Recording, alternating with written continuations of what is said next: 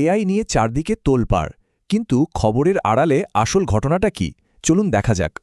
এই প্রশ্নটায় এখন বোর্ডরুম আর বাজার দুটোকেই নাড়িয়ে দিচ্ছে। একদিকে উদ্ভাবন, অন্যদিকে ঝুঁকি।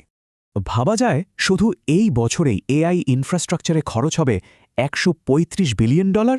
টেক ওয়ার্ল্ডে এআই চিপের চাহিদা এখন এতটাই যে একে বলা হচ্ছে অতৃপ্ত চাহিদা। আর এই চাহিদার কারণেই শুরু হয়েছে হার্ডওয়্যার দখলের এক তুমুল লড়াই। বাজারে এনভিডিয়ারই রাজত্ব, কিন্তু অন্য কোম্পানিগুলো এখন বিকল্প খুঁজছে, আর এতেই সুযোগ পাচ্ছে অন্যরা। যেমন ধরুন মেটা এএমডির সাথে এক বিশাল চুক্তি করেছে। এটা এনভিডিয়ার প্রতিদ্বন্দ্বীর জন্য অনেক বড় জয়। মার্ক জাকারবার্গের কৌশলটা খুব সহজ, কম্পিউটিং পাওয়ার যার কাছেই আছে কিনে নাও। ব্যাপারটা এনভিডিয়াকে হটানো নয়, বরং নিজেদের সাপ্লাই চেইনকে আরও মজবুত আর ডাইভার্স করে তোলা। একদিকে হার্ডওয়্যারের দৌড়, আর অন্যদিকে সফটওয়্যার জগতে এক নতুন ভয়।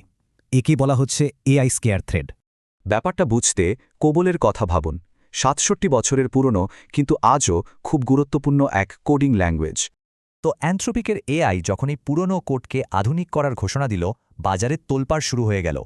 ফলাফল, আইবিএমের শেয়ারের দাম গত ২৫ বছরের মধ্যে সবচেয়ে নিচে নেমে আসে। এই ঘটনাটা সফটওয়্যার সেক্টরকে একটা বড় ধাক্কা দিয়েছে। বিনিয়োগকারীরা এখন একটা বড় প্রশ্নে মুখে।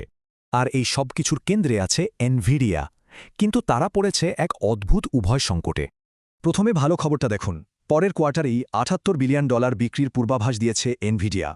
কিন্তু তারপরেও বাজারের প্রতিক্রিয়াটা ছিল অবাক করার মতো। তাদের স্টক প্রাইস উল্টো কমে গেল। তো হচ্ছেটা কি? এত ভালো খবর, তারপরেও কেন এই নেতিবাচক প্রতিক্রিয়া? বিনিয়োগকারীরা ভাবছেন এই গ্রোথ হয়তো টেকসই না। তারা আসলে এনভিডিয়ার নেক্সট বিগ থিংয়ের অপেক্ষায়। আর সেই পরবর্তী পদক্ষেপ হতে পারে পিসি মার্কেটে ফেরা, তাও আবার দুটো আলাদা চিপ স্ট্র্যাটেজি নিয়ে। তাহলে এই পুরো এআই গোল্ড রাশ থেকে আসল বিষয়টা কি দাঁড়ালো? হার্ডওয়্যার থেকে সফটওয়্যার, সব ক্ষেত্রে প্রতিযোগিতা বাড়ছে, আর এআই ছড়িয়ে পড়ছে সবখানে। প্রতিযোগিতা কিন্তু সবে শুরু। প্রশ্ন হল, প্রযুক্তির এই নতুন যুগে কারা জিতবে আর কারা পিছিয়ে পড়বে?